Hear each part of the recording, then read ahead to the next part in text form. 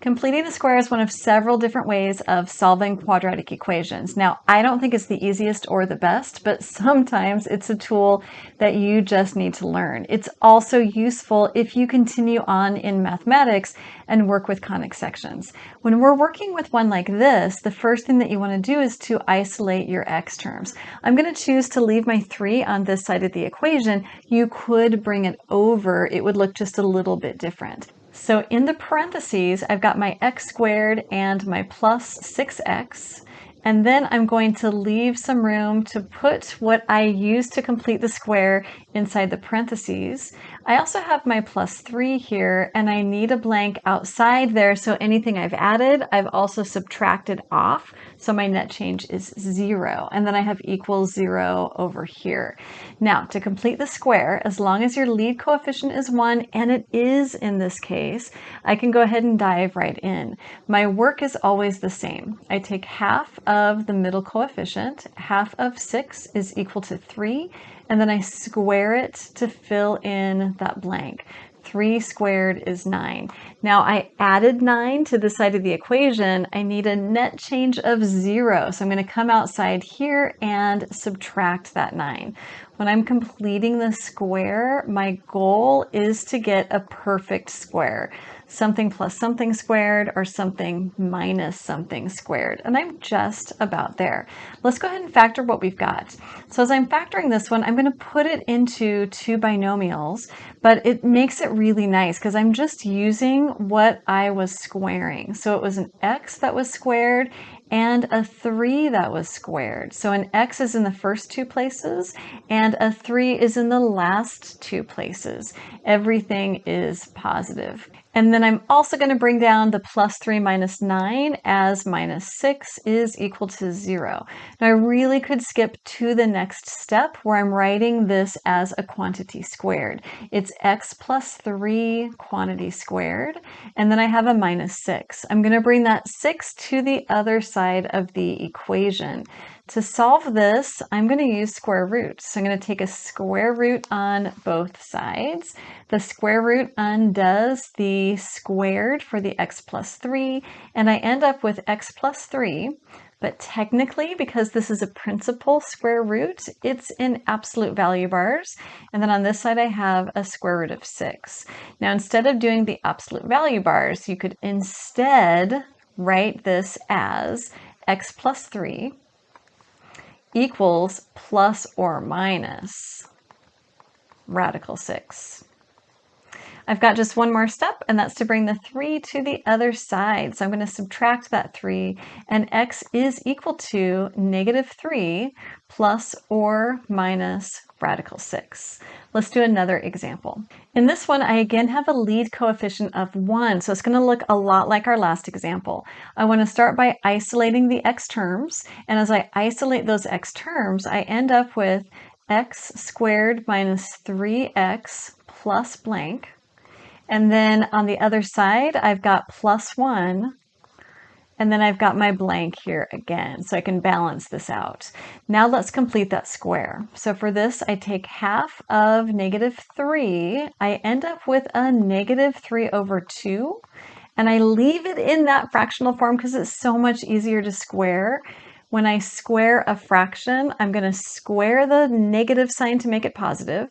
I square the 3, that becomes 9. I square the 2, that becomes 4.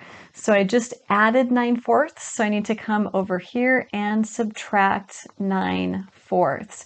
Now I know I'm going to need to add these two together, so let's think of this one as 4/4 minus 9/4, and we end up with negative 5 over 4 is equal to 0. Now on this side, I'm going to go ahead and just write it as a single quantity squared, and I'm going to use what was squared to fill in that binomial.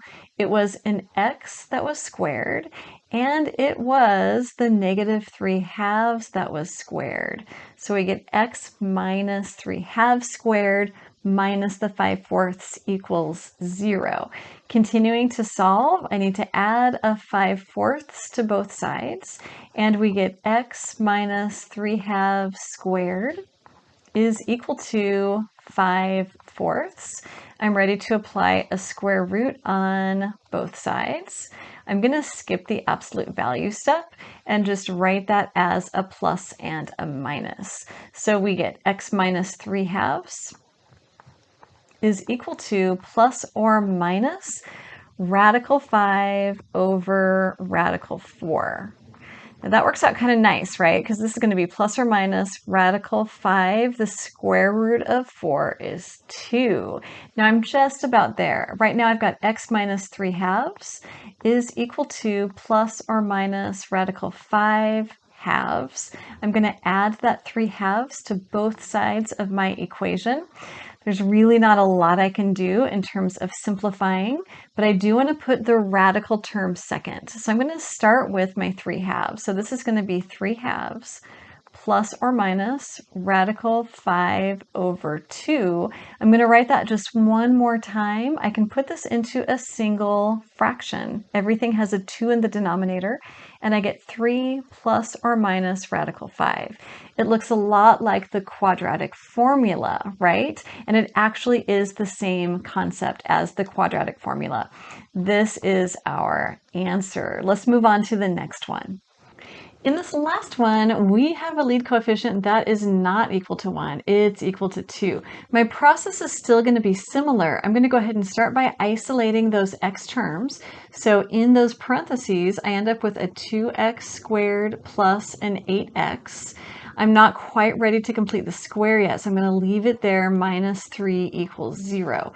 What I need to do is to find a GCF between the 2x squared and the 8x. Only their coefficients. So I'm looking for a greatest common factor. What number goes into 2 and 8? It is a 2. So I'm going to divide both of those terms by 2 and record that 2 on the outside. So what I'm left with inside the parentheses, let's see, the 2's cancel and I've got an x squared. 8 divided by 2 is 4, so I have a plus 4x, and now this is ready to have the square completed. I've got the x squared with a lead coefficient now of 1. So I'm going to go ahead and put my plus blank right here. On the outside, I've got minus 3, and then I want my minus blank equals 0. Now I'm ready to complete that square. So I need to take half the middle coefficient, so I do half of 4. Half of 4 is equal to 2. 2 squared is 4, but what did I really add to this equation? 4 is inside these parentheses, and 4 is multiplied by 2. So what I really added to this side of the equation is 2 times 4.